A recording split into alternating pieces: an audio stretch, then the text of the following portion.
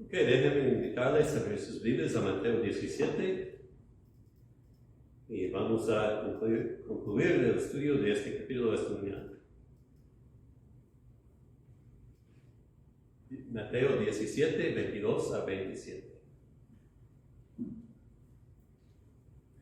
Estando ellos en Galilea, Jesús les dijo: el Hijo del Hombre será entregado en manos de los hombres, y le matarán, mas al tercer día resucitará. Y ellos se entristecieron en gran manera. Cuando llegaron a Capernaum, vinieron a Pedro los que cobraban las 2 dracmas, y le dijeron: ¿vuestro maestro no paga las 2 dracmas? Él dijo: sí. Y al entrar él en casa, Jesús le habló primero diciendo: ¿qué te parece, Simón? Los reyes de la tierra, ¿de quiénes cobran los tributos o los impuestos? ¿De sus hijos o de los extraños? Pedro le respondió: de los extraños. Jesús le dijo: luego los hijos están exentos. Sin embargo, para no ofenderles, ve al mar y échale al suelo, y el primer pez que saques, tómalo, y al abrirle la boca hallarás un estatero, tómalo y dáselo por mí y por ti. Vamos a orar. Señor Dios, gracias que podemos sentarnos ahora bajo tu palabra. Bendice la palabra a nuestros corazones. Hacernos orejas para oír lo que tú quieres decirnos y ojos para ver la gloria, el poder, la majestad de nuestro Salvador Jesucristo. Pedimos esto en su nombre. Amén. Bueno, domingo pasado vimos que los discípulos de Jesús trataban, los 9 que no subieron al monte de transformación, ellos trataban de sanar a un niño y no pudieron. Y es que vimos que los cristianos tropiezan, tienen fracasos cuando pierden el contacto con su maestro. Y cuando no estamos fieles en oración y no estamos reconociendo el poder del maligno. Y vimos que cuando los cristianos tropiecen, no es razón que alguien debe desconfiar en Jesucristo, porque Jesucristo es perfecto, aunque nosotros no. Y a la vez debemos aprender que sí podemos hacer todo,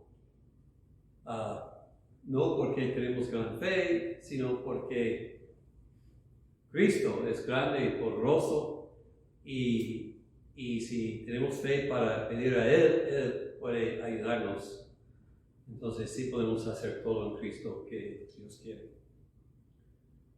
Ahora llegamos a lo que yo considero uno de los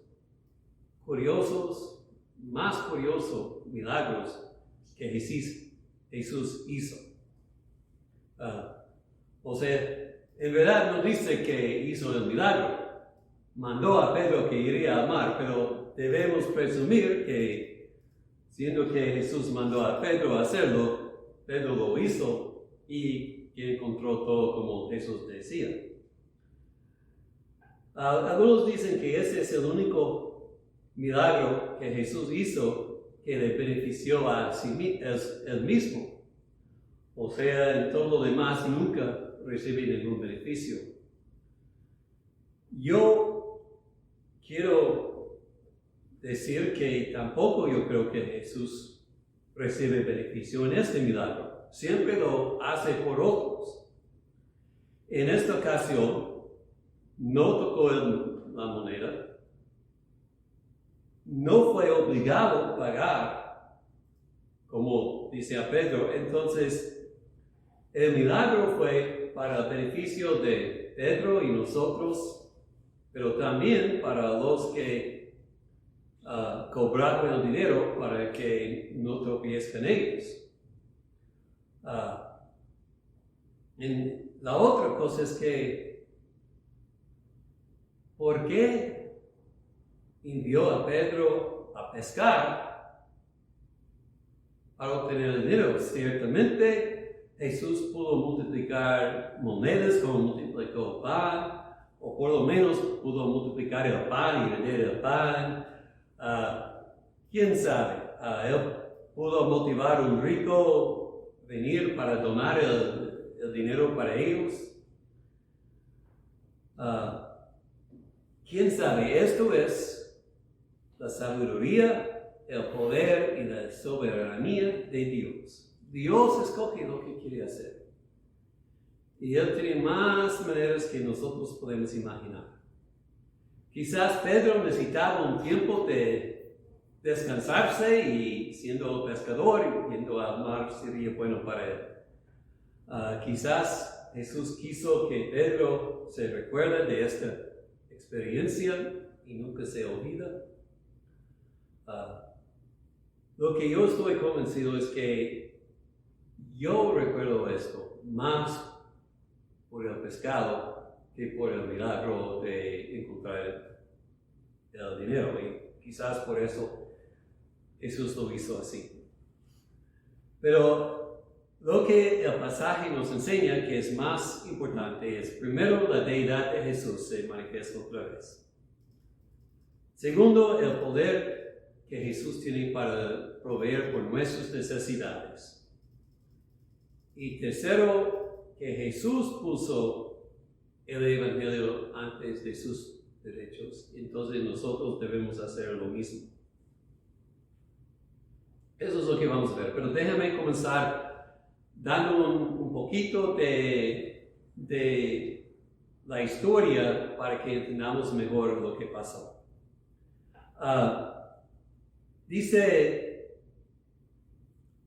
Vinieron los que cobraban las 2 dracmas. ¿Cuáles son las 2 dracmas? Son un impuesto, podemos decir, que fue cobrado para el templo. Eso fue basado en Éxodo 30, que Moisés, dirigido por Dios, mandó que cuando hicieron censo, cada hombre entre 20 y 50 años de edad, cada hombre que tenía 20 años hasta 50, tenía que pagar medio shekel, o igual con 2 dracmas. Y fue el mismo precio para los pobres, para los ricos. Y la razón por el impuesto, si podemos decirlo así, fue para hacer expiación por ellos, porque Dios los había concedido otro año de vida o algo así. Pero fue un pago de expiación. Y este dinero se usaba para apoyar el culto del templo de aquellos días. Y algo que leí indica que este cobro fue voluntario. Y esto explica por qué los cobradores vinieron a Pedro, no demandaron danos el dinero, preguntaron, ¿va a pagar tu maestro? Y indica que dudaba, como dice aquí, vuestro maestro no paga, o sea, dudaban que iba a poder, que iba a pagar Jesús. No fue como los romanos tenían el poder y esforzaban, era necesario pagar a los romanos. Entonces esto fue algo voluntario. Y otra cosa es que en el templo solamente aceptaban ciertas monedas. Una moneda que uno podría pagar o usar en el templo fue lo que se llama el estatero. El estatero valía de 4 dracmas. Entonces parece que fue costumbre normalmente que 2 personas irían a pagar las 2 dracmas a la vez para que pudieran usar un estatero, porque si fueron al templo para pagar con otras monedas tenían que cambiar las monedas y ustedes ya saben, los cobradores o los cambiadores de dinero en el templo cobraban mucho para hacer esto. Entonces, como fue costumbre pagar 2 a la vez, Jesús dice, aquí vas a encontrar el estatero y puedes pagar para ti y para mí. Ahora, ¿por qué no por los otros discípulos? ¿Quién sabe? Alguien pensaba quizás los otros discípulos tenían menos de 20 años, no sabemos. Pero lo importante es que Cristo hizo el milagro. Otros dicen, pues, hizo Pedro malo en decir sí a los cobradores. Y pues no puedo contestar esta pregunta, no está claro en el texto. Y no importa en realidad. Lo importante es, primero, que vemos que Jesús es Dios. Esto se manifiesta en su omnisciencia, o sea que sabe todo. Jesús estaba dentro de la casa, pero sabía que Pedro tenía esta conversación con los cobradores y cómo respondía Pedro. Entonces, por eso nos dice el texto que antes de que Pedro pudo decir algo, Jesús le dijo, ¿qué te parece, Simón? ¿Quién paga? ¿Los reyes, sus hijos o los extraños? Entonces, Jesús sabe todo. Sabía lo que Pedro decía, sabía dónde estaba el pez y que iba a tener la moneda en su boca cuando Pedro lo pescó. Y debemos entender que Jesús, siendo Dios, sabe todo. Lo que los hombres hacen en secreto, lo que pasa en la naturaleza que los hombres no ven, el Señor sabe todo. Ha contado los cabellos en nuestras cabezas, ve el pájaro en su vuelo. Nosotros debemos recordar que siempre el Señor nos ve y observa lo que nos está pasando y lo que estamos pensando y todo esto. Seremos mucho mejores personas si podríamos recordar esto en todo tiempo. Lo que nosotros hacemos, lo que nosotros pensamos y decimos, no es ocultado de los ojos de Él que ve todo. Si estamos tentados a robar, si estamos tentados a hablar de alguien diciendo cosas malas atrás de su espada, si pensamos que podemos llenar nuestros ojos con maldad y nadie va a saber, nos engañamos, porque Dios sí ve y recuerda todo.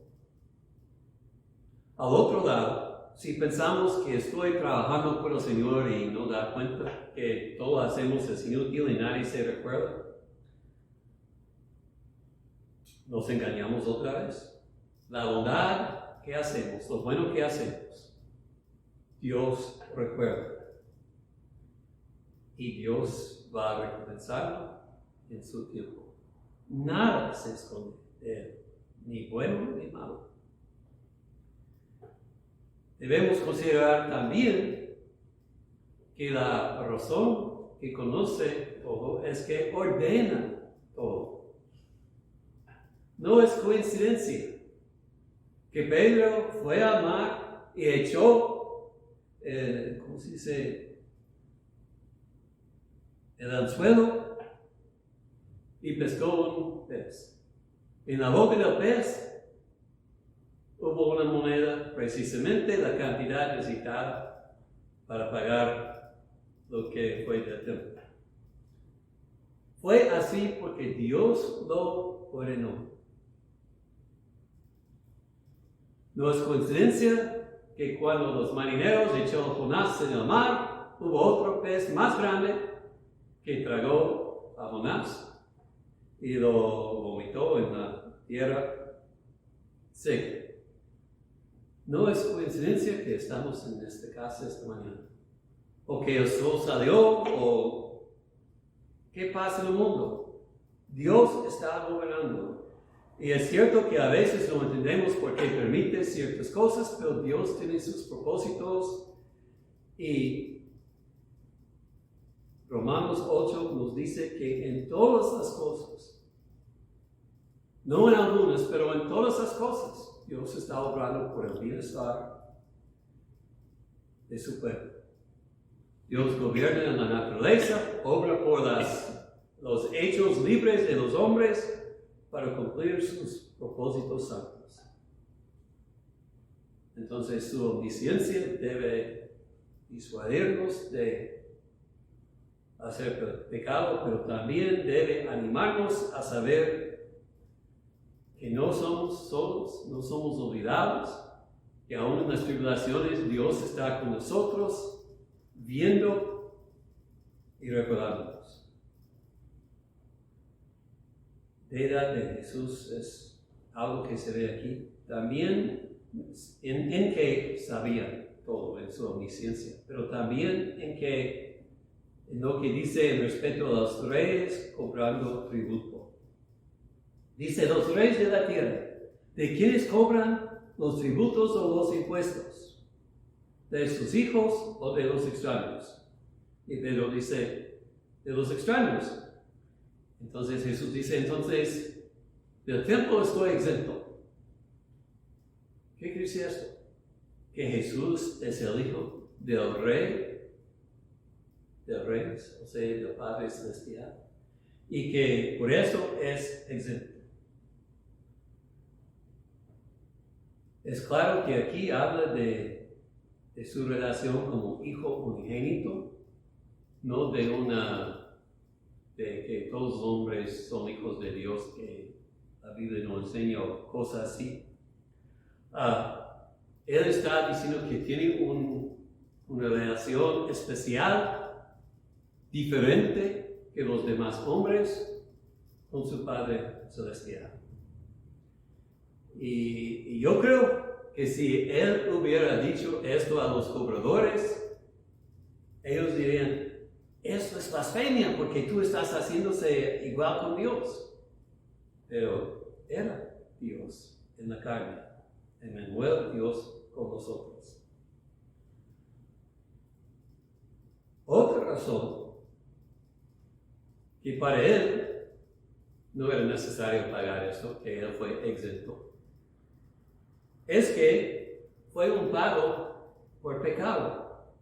Y Jesús fue sin pecado. El Cordero sin mancha. Nunca pecó. Y por eso no necesita hacer expiación como los demás hombres.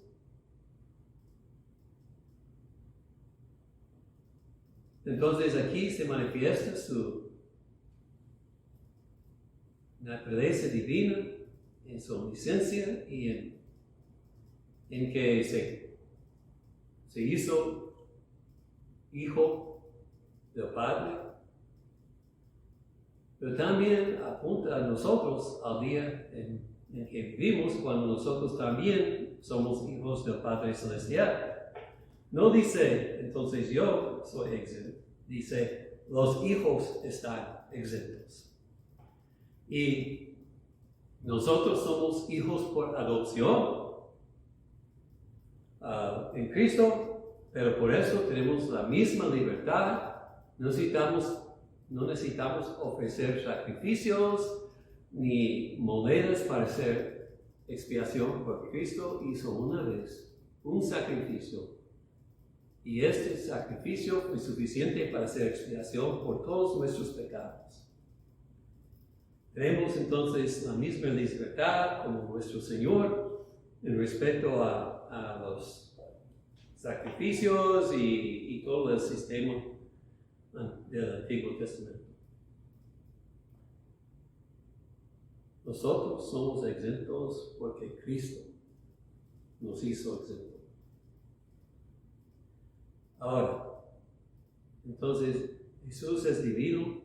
La segunda cosa que debemos ver aquí es que Dios puede proveer por su pueblo. Es perfectamente capaz de proveer lo que necesita su pueblo.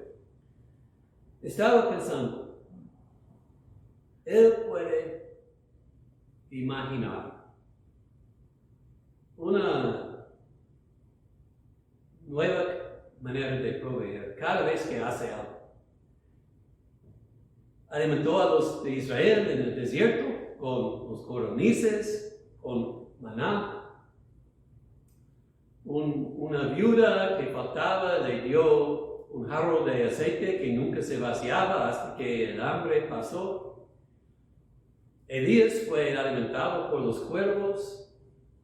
Y esto me acordaba pensando en esto hubo un misionero llamado David Brainerd, que en los siglos XVIII, yo creo, vivía entre los indios en lo que ahora es Virginia, Pennsylvania, los estados de allá. Y un día estaba viajando por bosque y vino una tempestad bien grande.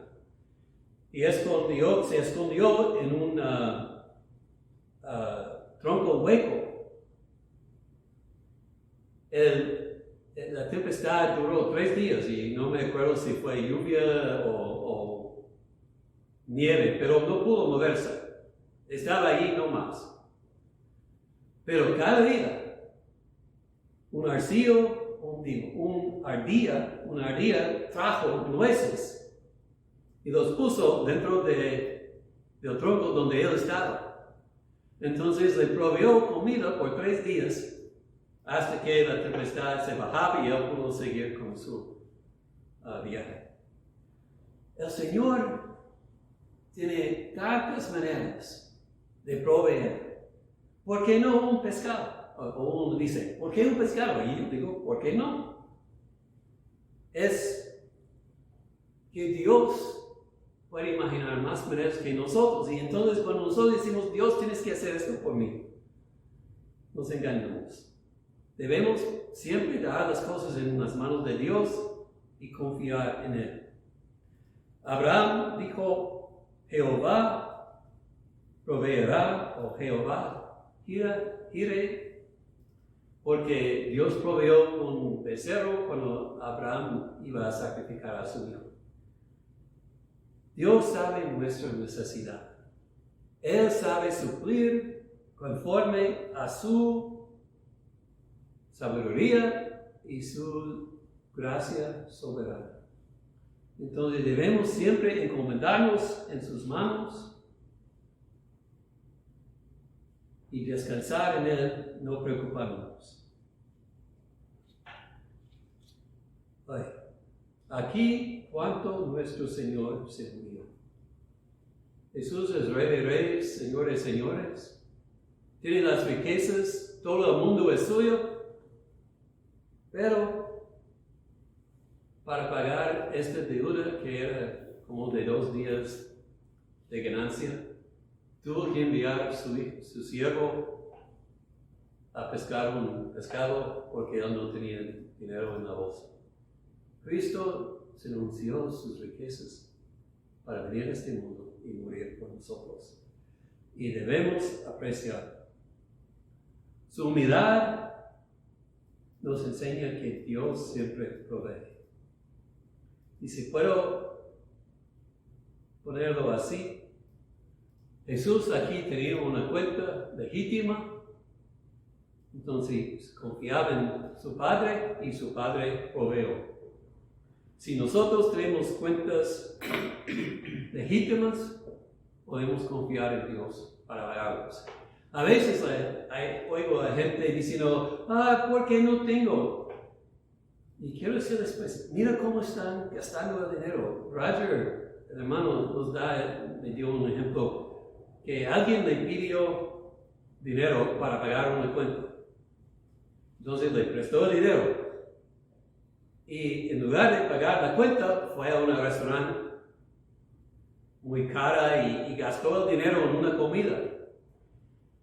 Y entonces, ¿por qué no tiene el hombre para pagar sus cuentas? Es que no usa el dinero como debe. Y a veces tenemos la misma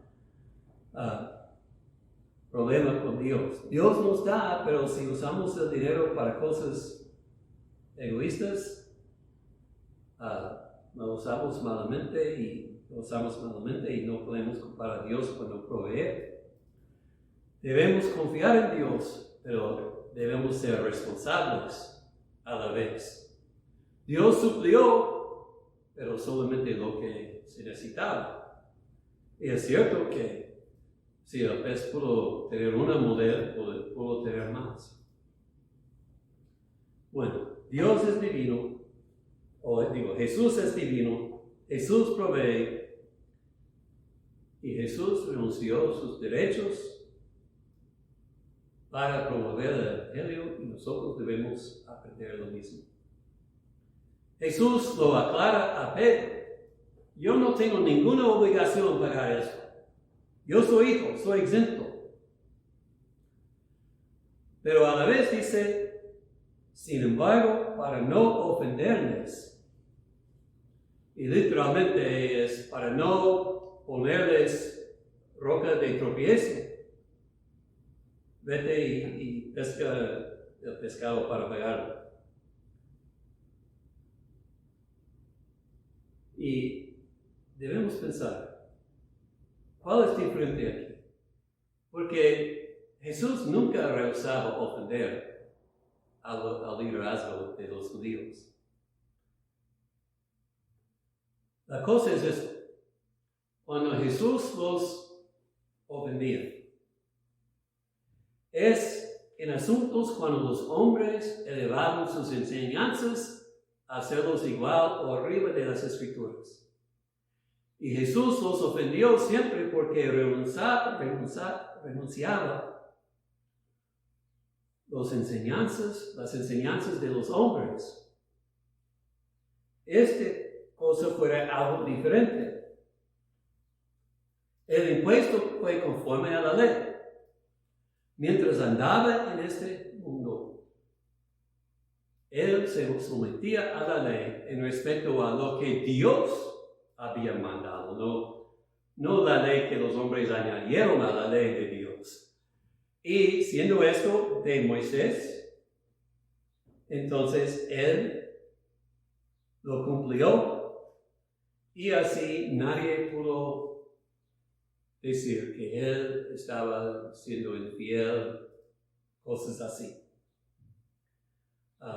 Un hermano lo puso así, Matthew Henry: nunca debemos renunciar una obligación por temor de dar ofensa, pero sí debemos a veces negarnos lo que es en nuestros intereses para no dar ofensa. No lo traducía bien, pero la idea es que en respecto a las cosas de Dios, nunca debemos hacer compromiso. No es la palabra. Pues siempre debemos hacer lo que es en respecto a Dios, y debemos defender la enseñanza de Dios. Pero si es para mi beneficio, entonces sí debo renunciarlo, si voy a ofender a alguien solamente para mi beneficio. La opinión de otros no debe prevenirnos de enseñar lo que la Biblia dice, pero no debemos insistir en nuestros derechos cuando esto va a causar problemas con otras personas en creer. Es lo que leímos en Pablo en 1 Corintios esta mañana. Pablo se renunciaba a sus derechos para poder ganar más gente a Cristo. Nosotros debemos hacer lo mismo. Como Pablo dijo en otro lugar, todo es permisible, pero no todo es de provecho. El amor pregunta, ¿cómo va a ser afectado mi vecino por lo que yo hago o mi prójimo? El egoísmo dice, ¿cómo afecta a mí lo que hago? Y no más. Y si a nosotros nos parece duro renunciarnos de ciertas cosas que queremos, debemos recordar, este pasaje comienza con Jesús diciendo que va a ir y morir en la cruz. ¿Por qué fue a la cruz? Porque se renunció a sí mismo y nos amaba y hizo ese sacrificio por nosotros. ¿Y cómo podemos dejar de hacer sacrificios por nuestros prójimos? Cuando pensamos en el sacrificio que Cristo hizo por nosotros. Es tan grande que no podemos comparárselos. Entonces, este hombre, Jesús, quien caminaba en el mundo, fue Emmanuel, Dios con nosotros, Dios y hombre a la vez. Y Él está con nosotros hoy día y todavía ve todo y sabe todo. Él ve nuestros corazones. Él sabe si amamos a Él con todo el corazón, con todo el alma, con todo el ser. Pregúntalo, estoy tuyo. Y si no, pídelo. Si Él dice que no eres mío, pídelo que abra su corazón para que crea y para que pueda recibirlo como su Salvador y para que pueda recibir el perdón de los pecados. Porque el pecado en nosotros no es escondido. Él lo odia. Todo lo que ve y no es bueno, tiene que condenar. Espero que cada persona escuchándome en su corazón se arrodilla, se pone en rodillas antes del Señor y lo reciba como Rey, porque así es. Nosotros que hemos confiado en Él, debemos confiar en su provisión, porque todos los recursos del mundo son en sus manos. Él puede. Y debemos defender lo que es derecho, pero no debemos defender nuestros derechos si esto causa problema a personas que están buscando el reino. No debemos olvidar, el alma vale más que mis derechos. Vamos a orar. Padre, gracias que tú has proveído por nosotros, por nuestros pecados, por haber dado a tu Hijo morir en la cruz. Y pedimos que si hay alguien escuchando que no ha recibido a Cristo como su Señor, que hoy día se postra ante Él, lo reciba como Rey y lo obedezca de aquí en adelante. Para los que están dudando y preguntando cómo, ayúdalos a confiar en Cristo y ver que tú tienes lo que ellos necesitan. Y queremos buscar tu rostro y pedirlo y tú vas a proveer. Y Padre, ayúdanos todos en recordar que Cristo renunció a todos sus derechos cuando murió en la cruz por nosotros y que debemos ser dispuestos a hacer lo mismo para ayudar a otras personas a encontrar a Cristo. Que no seamos egoístas, pero que andemos en el amor de Cristo en este mundo. En el nombre de Cristo te lo pedimos todo.